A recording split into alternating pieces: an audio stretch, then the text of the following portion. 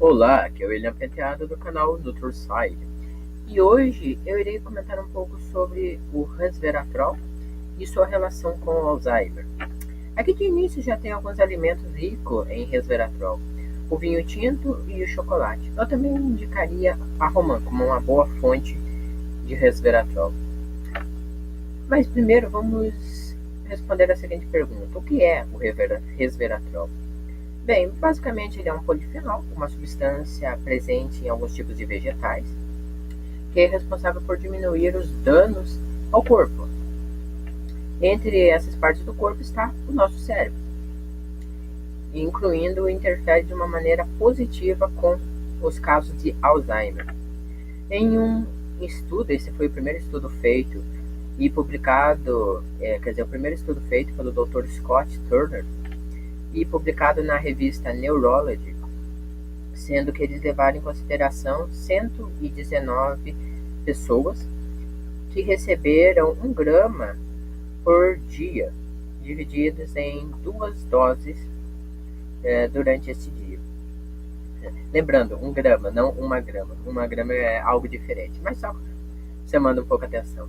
No final das contas, eles chegaram, segundo as palavras do próprio Dr. Scott Turner, a seguinte conclusão: parece que o resveratrol, medido no sangue e na unidade cérebro-espinhal, foi capaz de penetrar na barreira hematoencefálica. Basicamente, o nosso cérebro e a nossa espinha vertebral, ela tem uma barreira que protege da entrada de moléculas muito grandes, incluindo de certos tipos de proteínas. Essa proteção é algo natural do nosso corpo para evitar problemas, como até mesmo doenças autoimunes, causadas por certos corpos estranhos que possam entrar lá.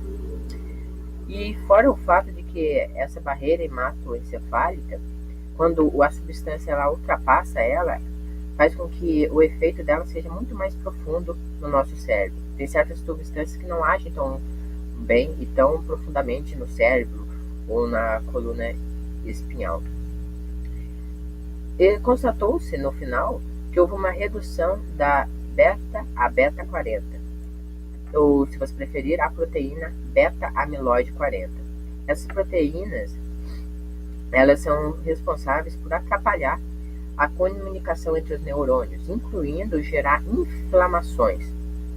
Essas inflamações que ocorrem, elas podem, por sua vez, destruir os neurônios, porque é como se fosse uma espécie de doença autoimune. Entra uma proteína lá e aí o seu sistema imunológico começa a atacar os seus neurônios e faz que o seu cérebro reduza.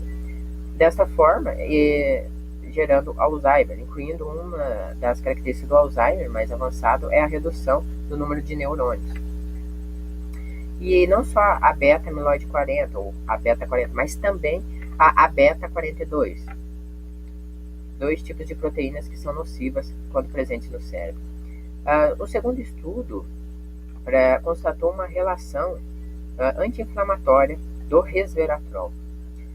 Esse estudo foi liderado por Turner com o Dr. Charbel Moussa. Eles realizaram com 19 pessoas no placebo, ou seja, não receberam medicamento, no máximo uma sugestão de que iriam receber, enquanto as outras receberam um tratamento de fato com resveratrol.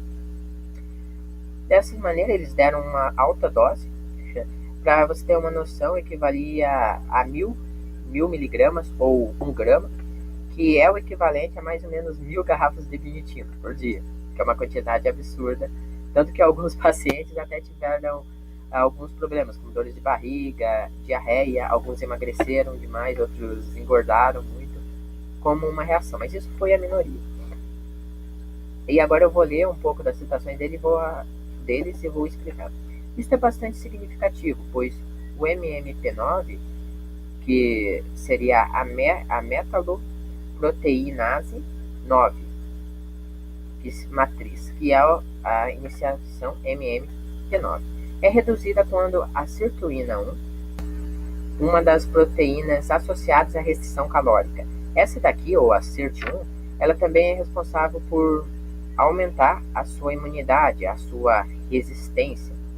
A restrição calórica, ou até mesmo o jejum, que é basicamente a mesma coisa, por um certo período de tempo, ativa ativa essa proteína, tirando certos benefícios. Sabe-se que o alto nível de MMP9 causa uma quebra na barreira hematoencefálica. Essa substância aqui, ela acaba facilitando a entrada de proteínas e moléculas muito grandes no cérebro.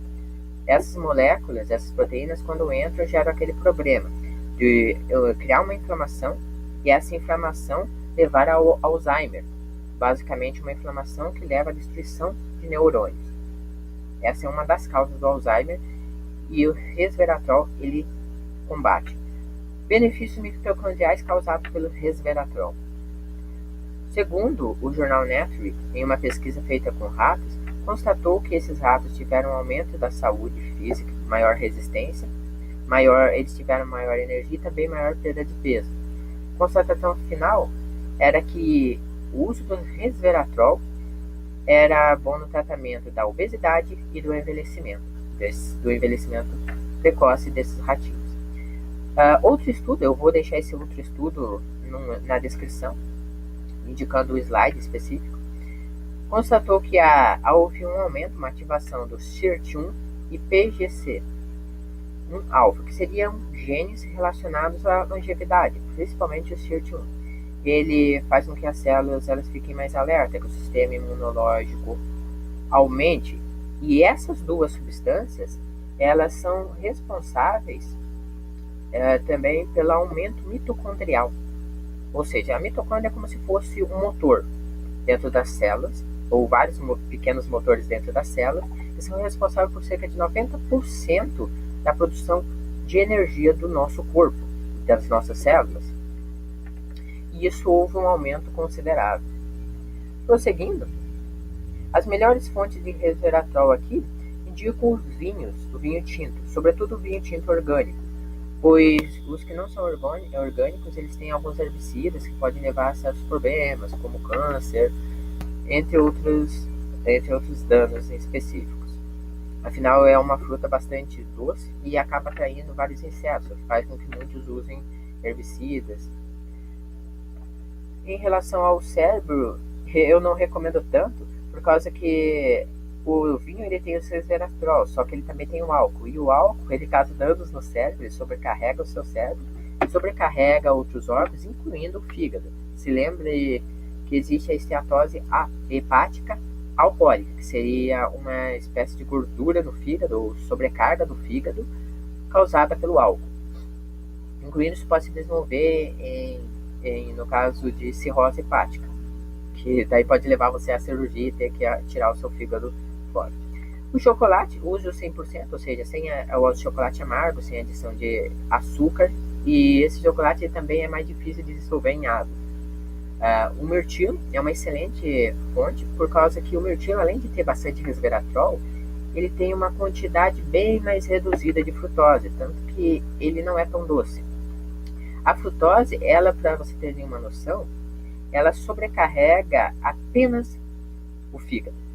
O álcool, ele sobrecarrega tanto o cérebro quanto o fígado. Por isso que você fica bêbado quando você ingere álcool. E, além disso, a frutose, ela gera a esteatose hepática não alcoólica, que é aquilo que eu lhe disse, que eu disse a vocês, que seria a gordura no fígado, só que causada pela ingestão excessiva do açúcar frutose, o açúcar das frutas. Outra grande, na verdade, o vinho e o chá de Itadori são as melhores fontes de resveratrol que temos. Só que a vantagem do Itadori é que ele não teria uma grande quantidade de álcool. Na verdade, seria uma quantidade zero de álcool, justamente por causa que ele é mais um chá usado como praticamente um medicamento, tipicamente utilizado em regiões como Japão e China, por causa das suas propriedades medicinais, dentre elas prevenir contra ataques cardíacos, infartos, entre outras coisas.